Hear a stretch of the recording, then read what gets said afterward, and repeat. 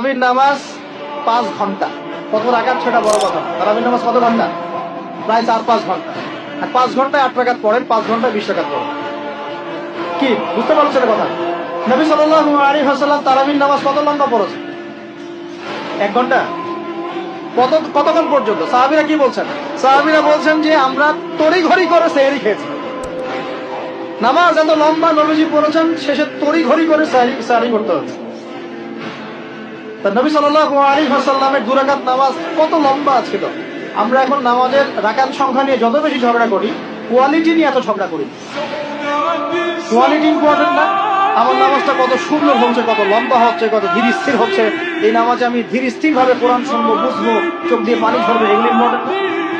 মক্কা মদিনায় গিয়ে দেখেন, যারা এখন উমরা করতে গিয়েছেন, অনেক তারা সৌভাগ্যবান। তারাবির নামাজ নর্মাল এমনি যে কোনো নামাজই, তারাবির নামাজ তো আরো বেশি। দাঁড়ালে আপনার চোখ দিয়ে পানি পড়তে বাধ্য। মধুর তেলাওয়াত, লম্বা কেরাত। ফজরের নামাজ মিনিমাম 20 মিনিট। ফজরের নামাজ 15 থেকে 20 মিনিট। আর আমরা তো 3G 4G 5G কোন কোন মসজিদে 6G। আর সূরা ফাতিহা শুরু হয়, ওই শেষে গেলে দলিন শেষ। মানে আর কিছু বুঝলাম না মাঝখানে। এগুলো কি নামাজ? আমরা তো নামাজ পড়তেই ভাই দুনিয়াতে আসছি নাকি? দুনিয়াতে আসছি কেন?